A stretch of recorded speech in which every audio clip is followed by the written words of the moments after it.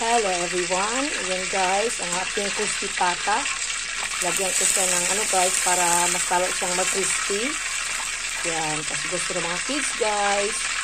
Napaka-crispy daw ng kanilang crispy pata. Yan. Pero crispy naman ito guys. Yan crispy na siya guys. Maganda daw yung sobrang crispy. Yan. Crispy na ito ni guys. Yan. Para masarap ang kain ng mga kiddos.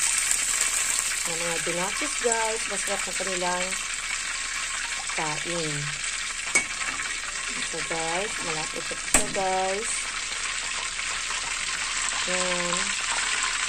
Malapit ito siya. Yan. Ito ang kanilang lunch guys. Mga bata. Gusto ko sana magluto ng ng sitanghon, kasi lang dipos ko pa yung yung chicken ba. Baka naman yung hapon guys, nagluto ako ng sitanghon.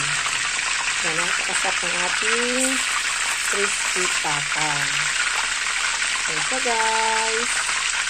Masarap ito mga lalabs kasi kanina pinalambot ko siya guys. Lagyan ko ng dahil ng laurel, star anise, at saka garlic, at saka kunting ginger para mabango ang ating crispy pata.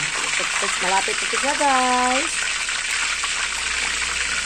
So, thank you for watching everyone.